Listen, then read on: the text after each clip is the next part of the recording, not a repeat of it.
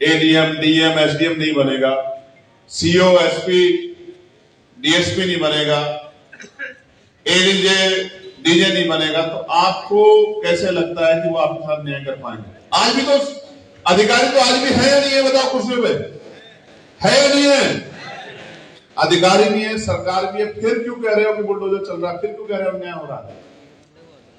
क्योंकि जिस सोच के लोग बैठे हैं कुर्सी पे, बाबा साहब अम्बेडकर ने संविधान को सौंपते हुए कहा था कि मुझे शंका है कि संविधान कितना भी अच्छा क्यों ना हो, अगर चलाने वाले हाथ अच्छे नहीं होंगे, उनकी नीयत अच्छी नहीं होगी, उनकी नीति नहीं अच्छी होगी, तो अंत संविधान बुरा साबित होगा। उन्होंने कहा संविधान कितना बुरा क्यों ना हो, चलाने वाले हाथ अच्छे होंगे, उनकी नीति अच्छी होगी, उनकी नीयत अच्छी होगी, तो अंत संविधान अच्छा साबित होगा। आज ही हमारे सामने मुसलमान के साथ साथ पिछड़े वर्ग के लोग कितने बुरे दौर में आप देखें। कथा कर दी, क्यों साहब आपको पता है ना, कथा कर दी थी इटावा में, तो चोटी काट ली। किस चीज से शुद्ध किया है? पेशाब से शुद्ध किया। आप सोचो, ये क्या सोच है? ये क्या सोच है? जिसके ऊपर पड़ती है उसको ही लगता है कि मेरे ऊपर ही शोषण हो रहा। मैं आपको सच कह रहा हूं देहरादून वालों, शोषण तो यहां सभी पे हो रहा। जो सरकार के विचार के साथ नहीं है, चाहे वो अगड़ा हो या पिछड़ा हो या मुसलमान हो या दलित हो या वो कर्मचारी हो या अधिकारी हो, सब शोषण के शिकार हैं। ये सरकार उन्हीं की है जो पूंजीपति उनके साथ खड़े हैं या जो उनकी बात कर रहे हैं। ये सरकार उन्हीं की।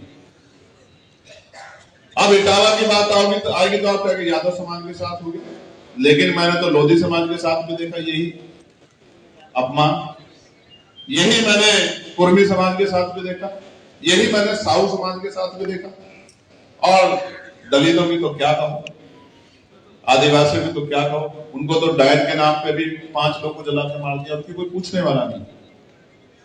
मैं आपको सच कह रहा हूं, जो आज आपको महसूस हो रहा है 70 सालों में, वो तो हम पिछले 5000 सालों से इस देश में सहते आ रहे हैं, लड़ रहे हैं इसके खिलाफ।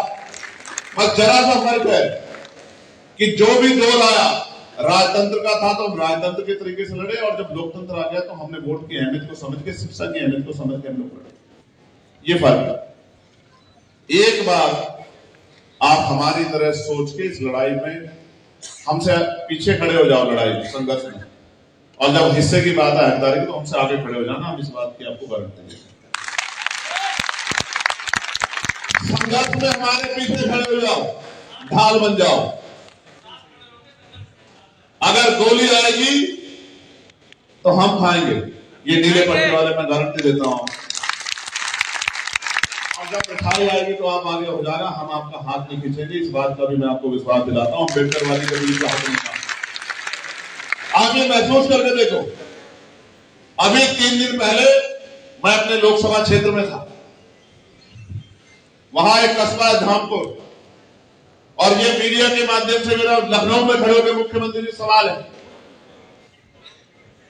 कि धामपुर में चौक पे जो दुकानें थी वो बंद कराई गई इस बात के साथ कि वो मुसलमानों की दुकानें, जबकि भारत का संविधान इस बात की गारंटी देता है कि धर्म के आधार पर किसी के साथ भेदभाव नहीं हो सकता। आर्टिकल 14-15 इस बात की गवाही देते हैं, इस बात की गारंटी देते हैं, लेकिन वो दुकानें बंद कराई गई, और उसकी नहीं, उस पूरे पश्चिम की दुकानें बंद कराई गई।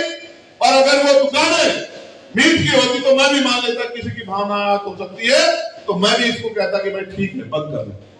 हालांकि जिसका रोजगार जाता है पता तो उसको लगता है इसके बच्चे भूखे मरते हैं, जिसको पैसे की जरूरत होती है, जो हाथ फैलाता है उसको पता लगता है, सरकार को नहीं लगता है।